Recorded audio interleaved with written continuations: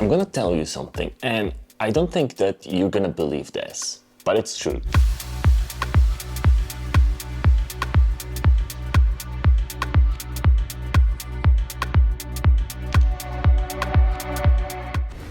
Europeans spend 575 million hours every year clicking off cookie banners.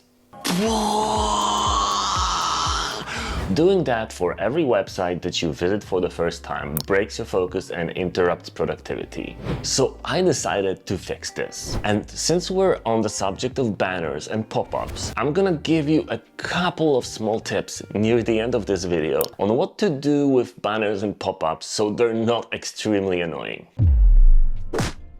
Obviously, the amazing masterminds from the European Union that devised this law that requires all websites using cookies to have a pop-up with consent thought this through, right?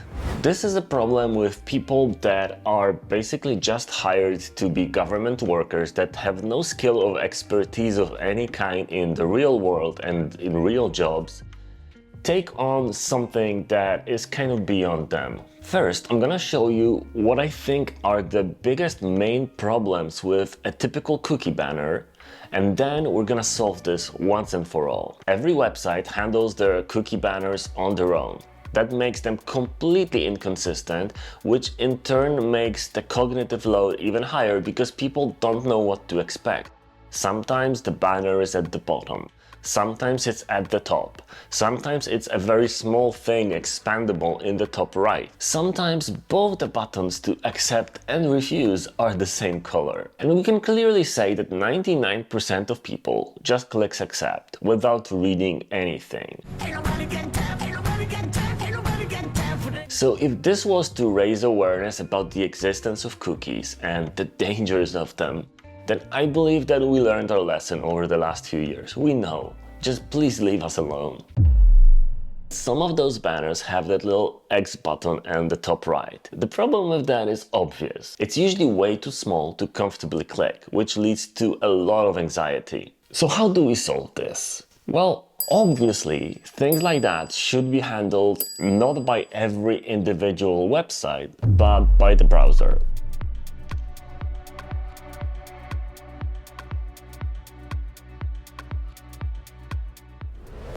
And because most people just accept all the cookies, and we kind of know who they're from, all the well-known cookies could be a preference to be auto-accepted. And then, if there's some weird unsigned cookie, trying to grab your health data or something, then this can be auto-blocked, and you can get a notification in your browser from the browser itself, not from the website, to turn it on if you really need it.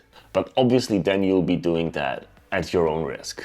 We can use AI to parse the information and to get more relevant information about what every cookie is tracking and how. This simple solution still protects you from harmful tracking cookies or from cookies that can be from mysterious sources, but you know what? It doesn't waste 575 million hours of people's time every year. So hey, EU government, if you want some help, you should have reached out to me. But you can use this solution and you can even say that it was your bright idea to begin with. Just please get rid of the cookie banners. Okay, when it comes to banners and different kinds of pop-ups, people believe, mostly marketing agencies, believe that if you enter a website and after a few seconds you get a pop-up to sign up to a newsletter, a lot of people will do so. But that's not really thinking the right way. Because yes, some people might enter their email into that box kind of automatically, even though they didn't want to. And what that does is you get an email list with really inactive people. That's not what you want. You don't want just a bigger number. You want people who actually want to read what you're writing. A better way to do it is actually embed the newsletter in context of your actually useful article, something people are happy to read and learn from. And then if you want to learn more and learn more weekly, then sign up to the newsletter there. Okay, let's unpack this. First, we have a visual that shows what's in the newsletter, and it is slightly angled because that will catch attention alongside normally positioned images in the article. Then you have a big text that says what you will get in the newsletter, a little bit of a description, and how many subscribers are there. If the number is not too even and not too rounded, it looks way more natural.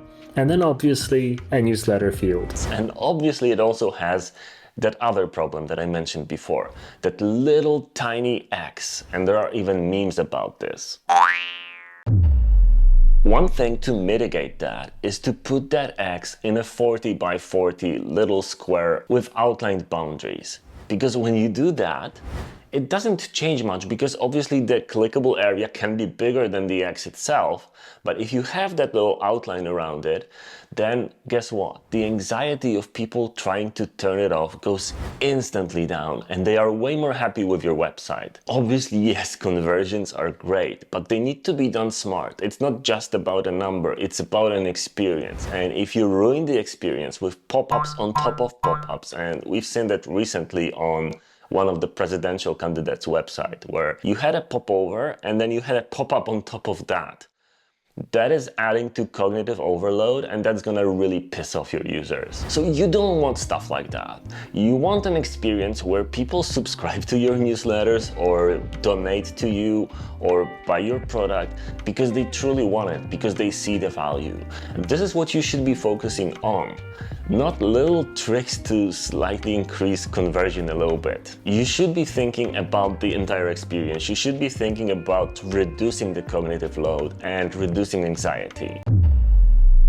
And the last thing that many people do in terms of pop-ups and popovers that I mentioned in the cookie banners part is that when you have a button, let's say one says accept and the other says close or reject or deny or whatever. In many cases, those buttons have the same kind of style and color. And that adds to the confusion because we naturally assume that one of them is more important or suggested for us.